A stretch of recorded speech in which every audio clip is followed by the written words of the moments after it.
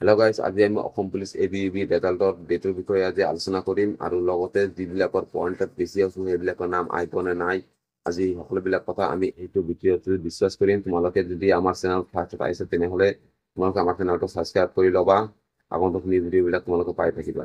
First কথাটো হ'ল যে আমাৰ ৰেজাল্ট, অসম পুলিচৰ ৰেজাল্ট কেতিয়া দিব?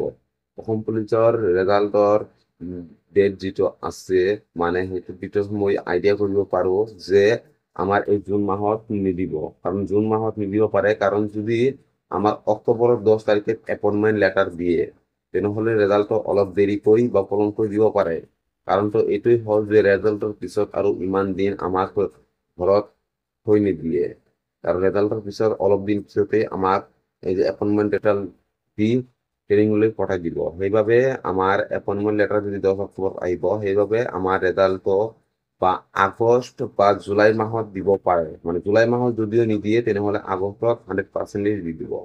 জুলাই মাহত দিয়াৰ সম্ভাৱনা 80% চান্স আছে, আৰু জুলাই মাহত যদি নিদিয়ে তেনেহ'লে আমাৰ 100% আগষ্ট মাহত ৰেজাল্টটো ওলাই দিবই। আৰু আগষ্ট মাহত ৰেজাল্ট যদি ওলাই দিয়ে তেনেহ'লে 10 অক্টোবৰত এপয়েন্টমেন্ট লেটাৰ দিব, আৰু তাৰ পিছতে আমাৰ ট্ৰেইনিংলৈ পঠাই দিব। আৰু এতিয়া কথাটো হ'ল যে যিবিলাকে পইণ্টৰ কাৰণে ৰৈ আছে, কাৰণ পইণ্টৰ কাৰণে বহুতো ল'ৰা ছোৱালী মাৰ্ক আছে, পইণ্টত কাট অফ বেছি হৈ আছে, সেইবিলাকে বহুত টেনশ্যন কৰি আছে। ইমান টেনশ্যন কৰিব নালাগে, যিটো তোমাৰ নচিবত আছে সেইটোৱে হ'ব।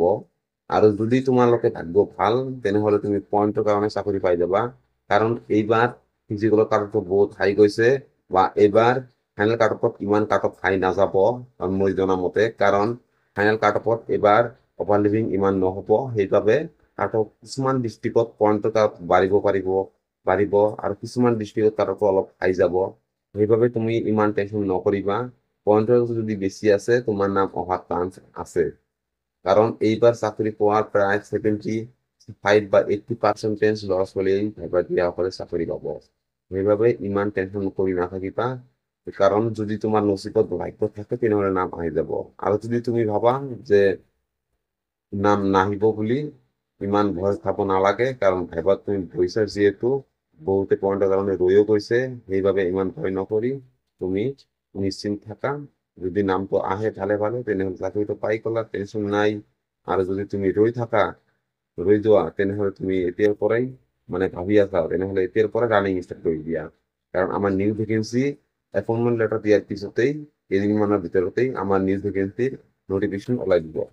সেইবাবে ইমান টেনশ্যন কৰি নাথাকিবা, তুমি ৰানিং কৰিব পাৰা, চেষ্টা কৰি থাকা। আৰু যিবিলাকৰ মাৰ্ক অলপ হাই আছে তোমালোকে অলপ সাৱধানে থাকিবা, কাৰণ ৰেজাল্টেৰ পিছত তুমি ট্ৰেনিংলৈ যাবা। সেইবাবে অলপ সাৱধানে থাকিব চেষ্টা কৰিবা। Thank U.